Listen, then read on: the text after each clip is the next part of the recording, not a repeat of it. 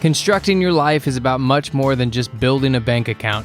Each week, join real estate entrepreneur and mindset coach Austin Linney as he interviews guests who are constructing their dream lives and impacting the world around them on a daily basis. If you're an entrepreneur or wanting to start a business, or you just want to hear motivating stories of how others have overcome the odds, you are in the right place. And now for your host, Austin Linney. Guys, welcome back to Construct Your Life. I think we finally found the one guy that's better looking than me and way more positive than me. We got Bobby in the house. What's going on, Bobby? Nothing much, brother. I may be a little bit more positive than you, but that's where it ends. Dude, it's so good. It's so good to have you back on. We had you back on in the day, Mr. Tom Donnelly.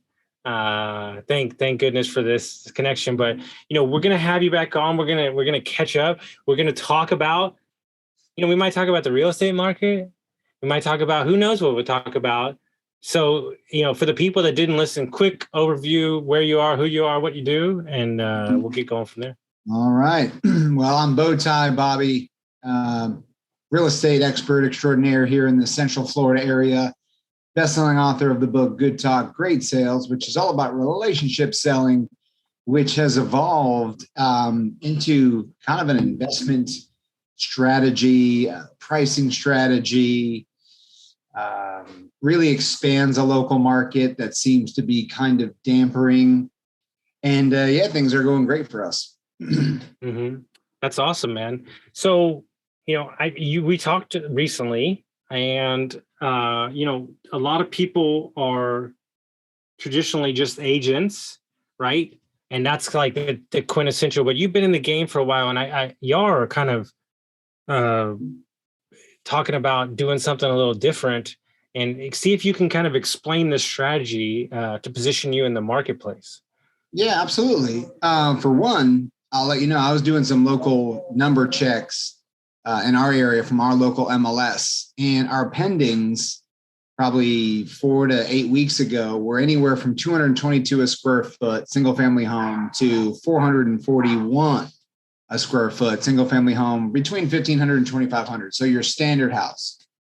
Whereas in the last 2 weeks, they've been from 133 to 346, all other conditions the same, meaning literally the low end was trying to get a 40% hike on prices, as that's been checked. And on the high end was stretching about 20% higher, and that's checked. But the funny thing is, the whole thing about this blue ocean strategy is that these closings, these deals that people are getting with those different price per square foot are just in the last 3 weeks.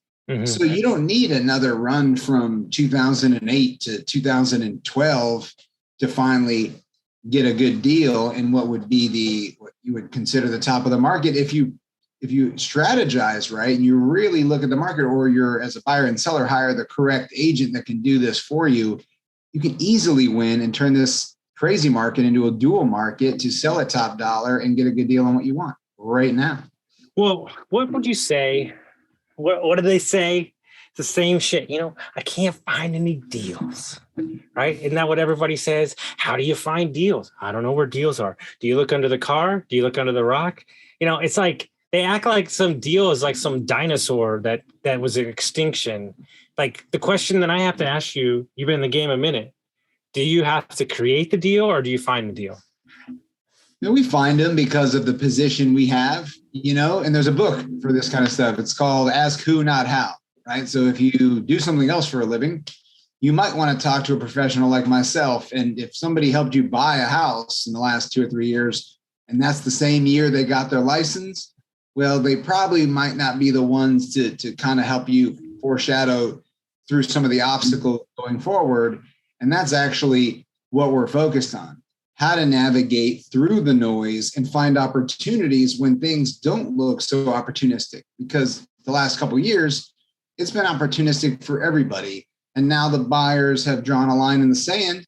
And here we are with a 40% drop on the low end and a 20% drop on prices just in the last 2 or 3 weeks on high end. And we're in sunny Florida. And so what would you attribute? I mean, obviously everybody knows the noise and they know what's going on out there with gas prices and all that stuff, but what would you attribute, you know, here's my issue with the market I just have in general. And I could say this is from the start of COVID. Nothing to me has made sense.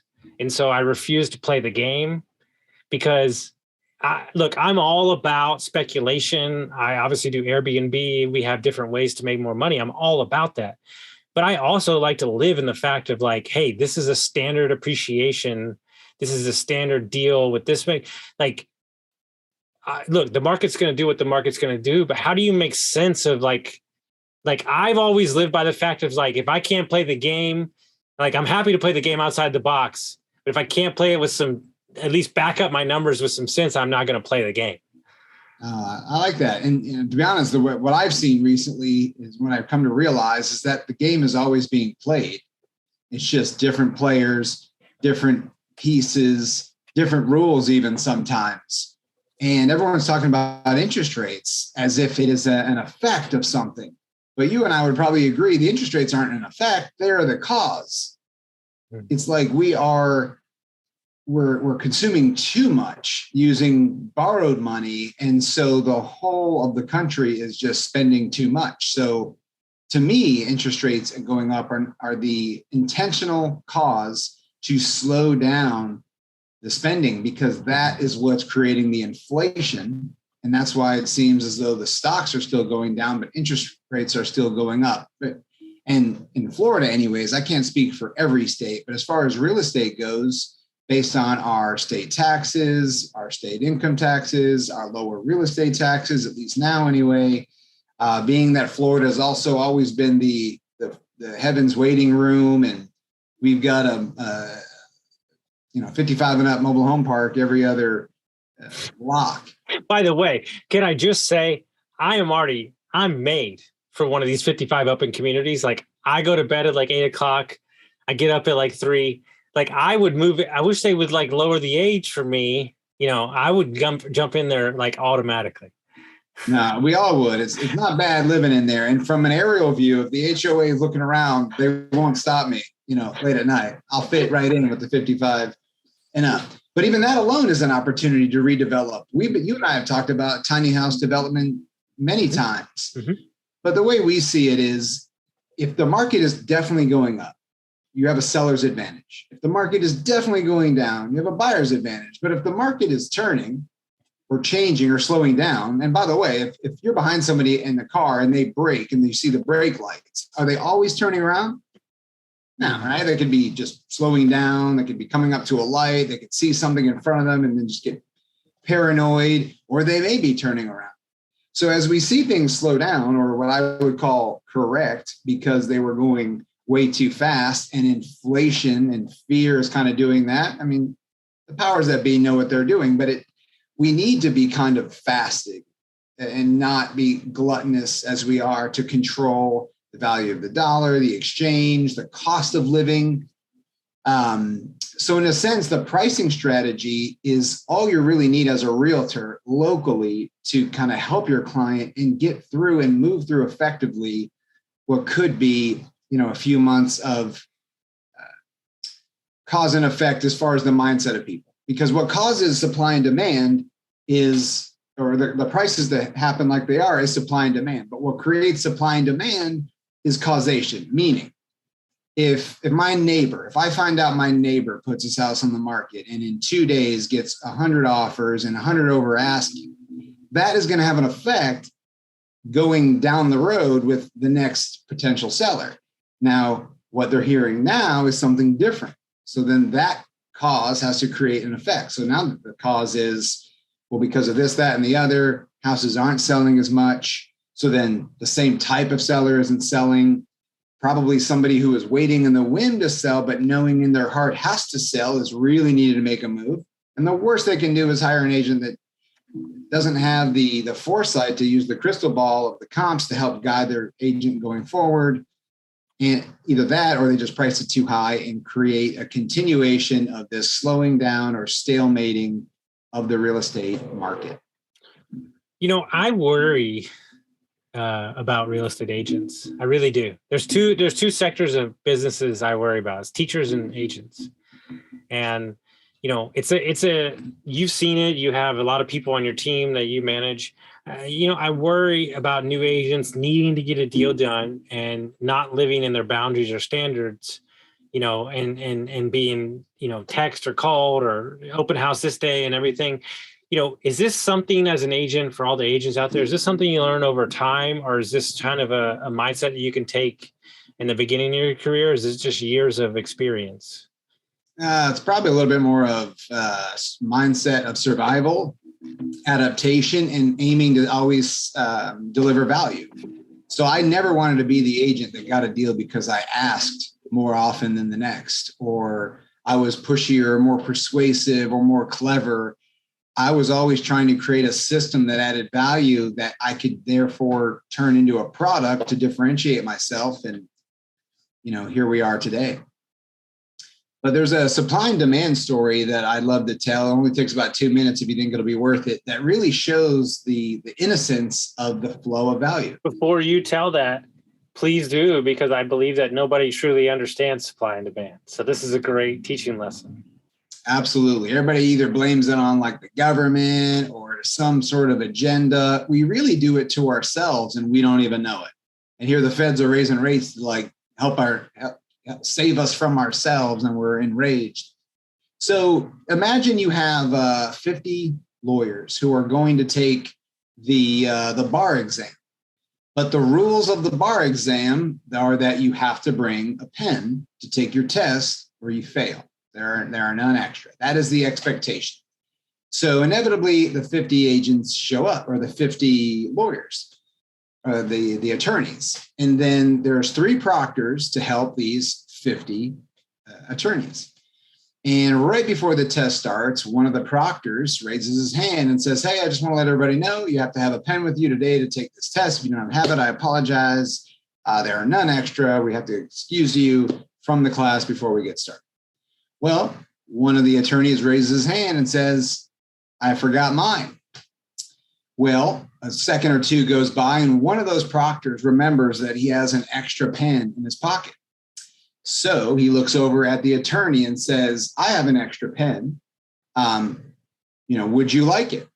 Well, another attorney stands up because he's realizing he forgot his pen too. So he goes, "I forgot my pen. I'll buy that for $1. A third attorney stands up, realizing he forgot his pen also, and goes, "Wait a minute, I forgot mine too. I'll give you $3 for that pen." Proctor looks over at the third attorney, throws it over, says, "Congratulations." He gets $3. He takes his test. The other 2 go home. 48 people become lawyers. Now, fast forward a month.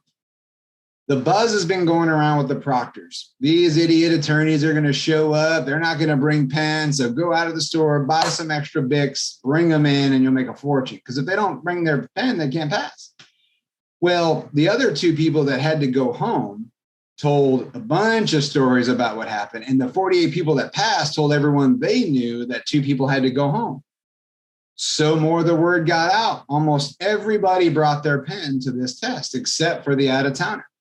So all of a sudden, before these 50 attorneys are about to start their test, one of the proctors stands up and he goes, "All right, everybody, I got some extra pens here. If anyone forgot their pens, we're selling these here pens for $3 each."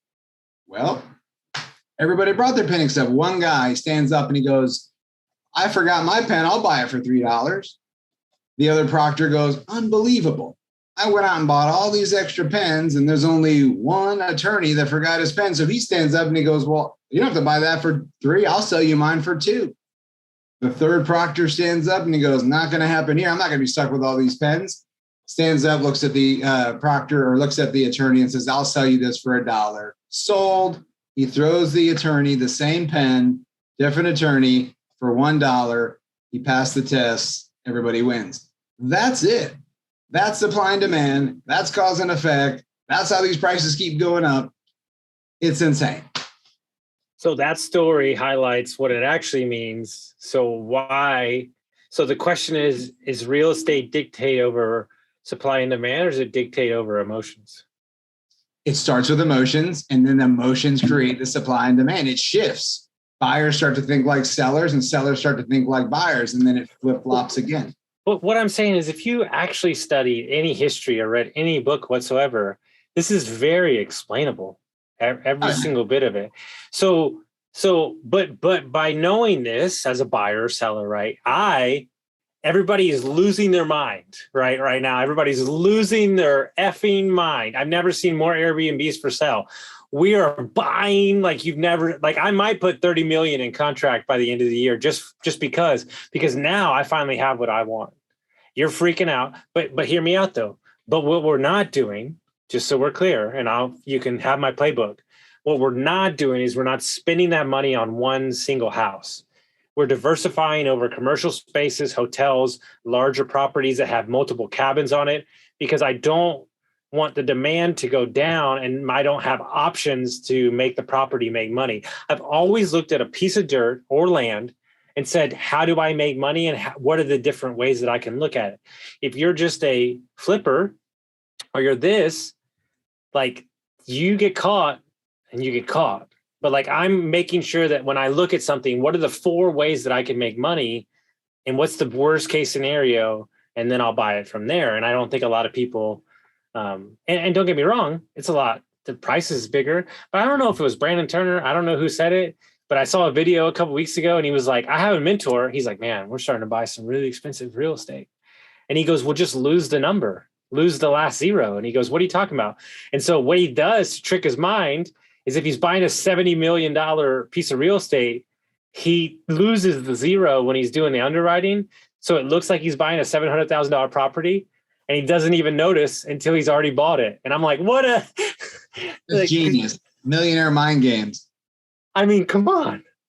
So smart. Because at the end of the day, and I know this from working private equity, my boss always used to tell me, chase the $100,000 loan, chase 100. No, kiss my, you know what?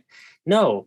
And so the first deal I ever closed was at 1.3 million. And I did the same amount of work. Actually, I did less work because that person was more organized and had their stuff together. It's a much easier, and this is about to be so crazy to people here. It is 9 million times easier for me to find 20 million than it is for me to find 1 million. That's right. And you're almost always successful, I bet, because there within everything you just said is the realm of why the first mover's advantage works. Because the only thing that makes it sound like a dumb idea is the fear that we don't know the answer. That's why the first mover's advantage wins, because you start the trends. Mm-hmm. Mm-hmm. Absolutely. I know 100%. Guys that bought in March of 2020 and made a few $100,000 already sold. Mm-hmm.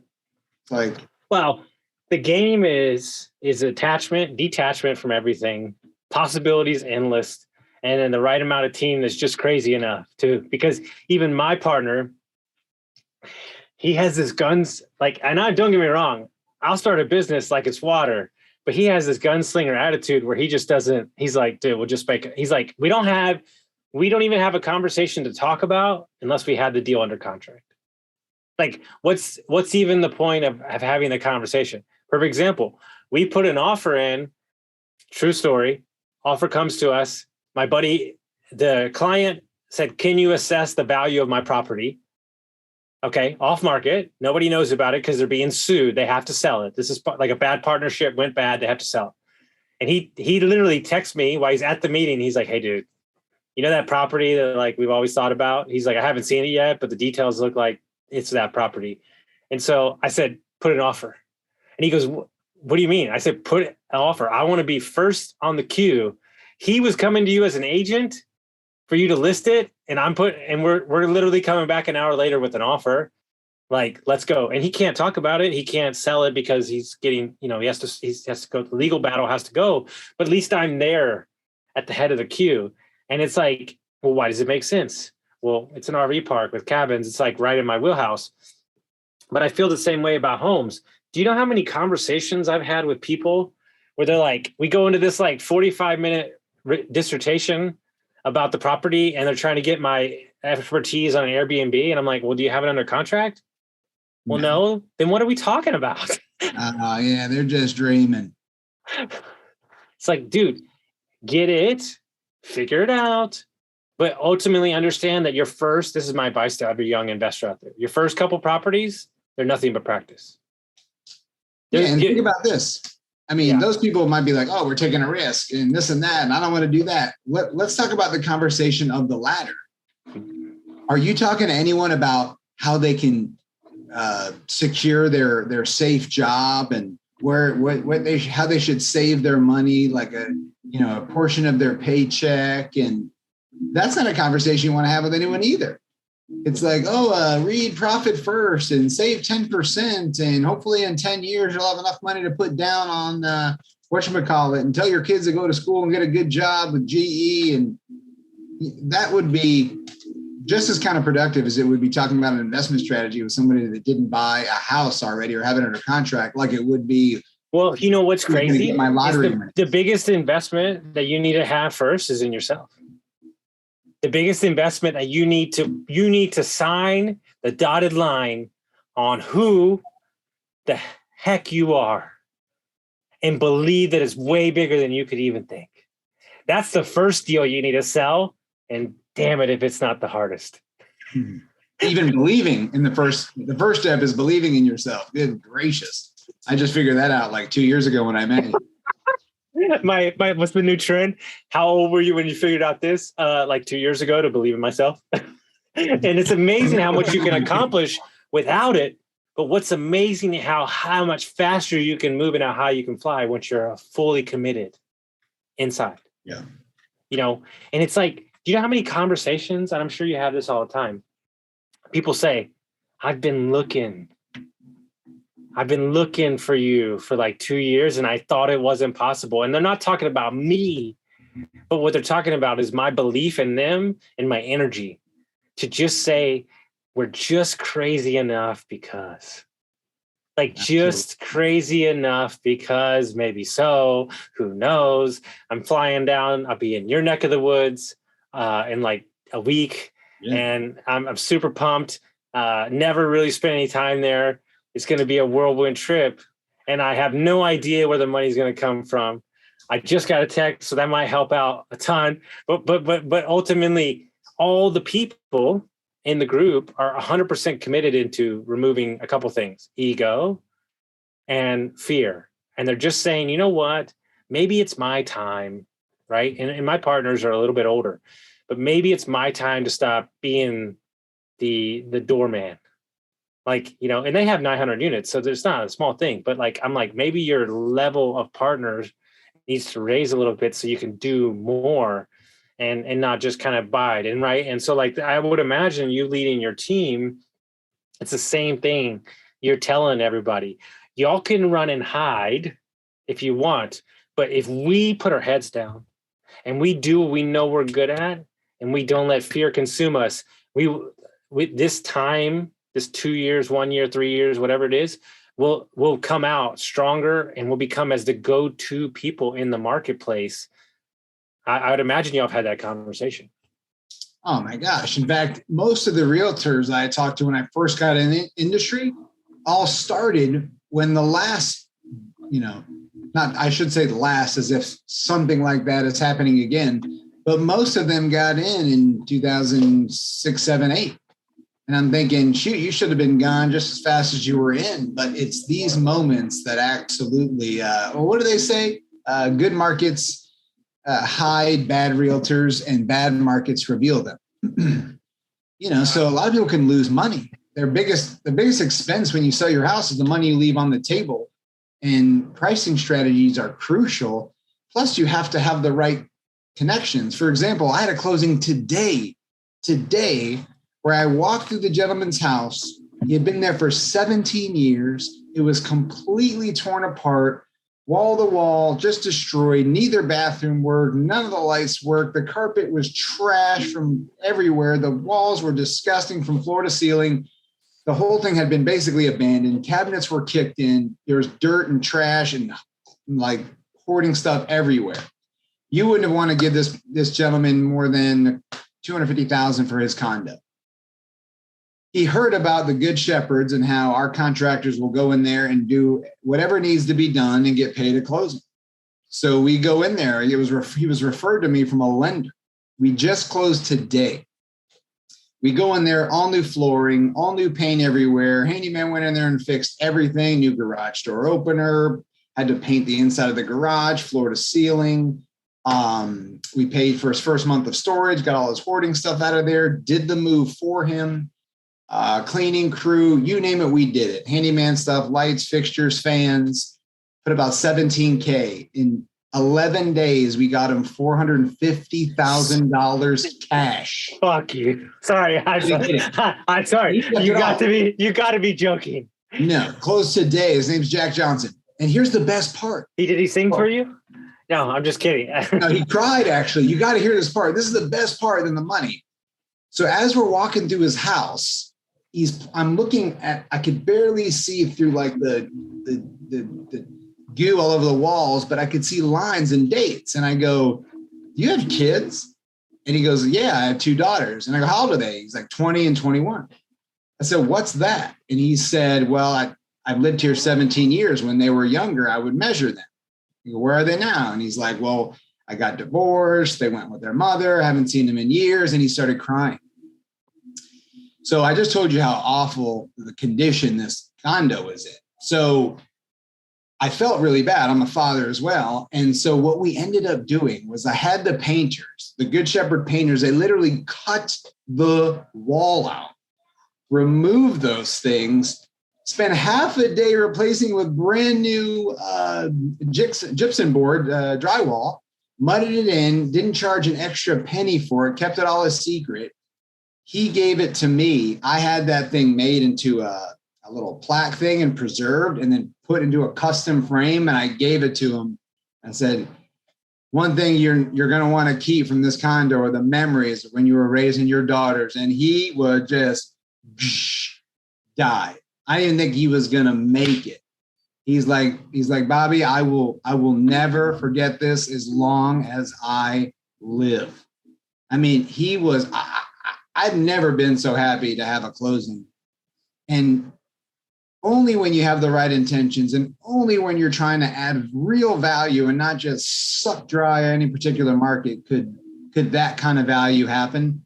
And I expect a billion referrals from that. But it's so gratifying to know that we got it done for him, made him money, kept his memories. He just bought out, he's going to buy a power wagon and a fifth wheel and travel the country. I see him out on the road. I'm hanging out with him. That is the best fucking story I've ever heard. I'm sorry, I'm cussing because it's so amazing. I have to ask a question just from a tactical point of view, because I'm seeing this more than, this is a tactic we've been using to close deals because we can't get the number they want. How did it work on the back end? How did you structure it? Like, obviously you took your agent commission, but did y'all get a part of what was added? Because we're doing what you're doing, but we're doing it with companies. So like, no, we didn't get any of it. Because I run a networking group locally. I just give referrals to my same, I call them power partners. So the 17K came out for the remodel. They got paid. You got your commission, and he took home what was rest. Dude, y'all are gonna take over the freaking market. You know what? I already hear it. Good Shepherd franchise. He sent me a picture of his bank balance, and he only had like $1,000 more than was wired. Like he was saying, he goes, "Bobby, this is a life changer." I could go on and on and on, but it was really, to me, that's what this is all about. I mean, there's a million ways to make a living, but when you can make a difference, I think you can have both. Yeah, 100%. If you look at my Instagram, me shaking that guy's hand, that's him. And that thing in between us is his framed wall. This is going to change the world, Bobby.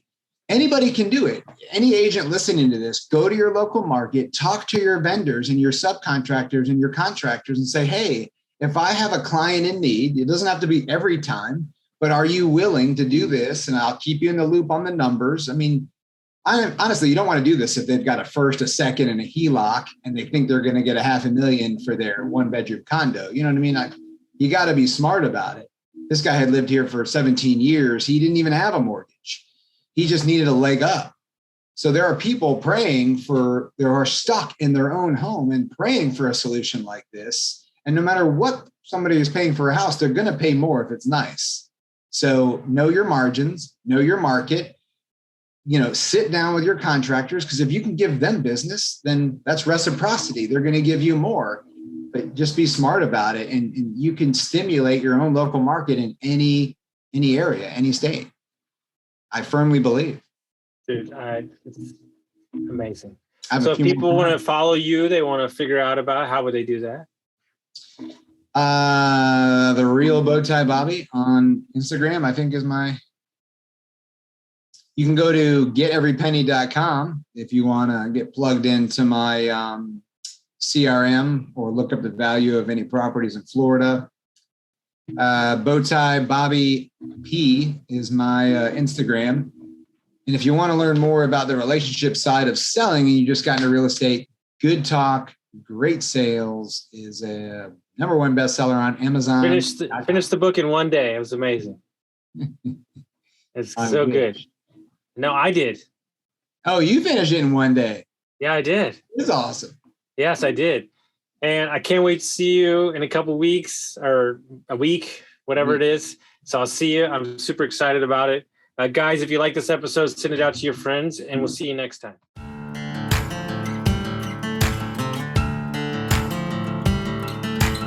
Thank you for listening to Construct Your Life with Austin Linney. If you enjoyed this episode, be sure to rate, review, subscribe, and pay it forward by sharing with a friend.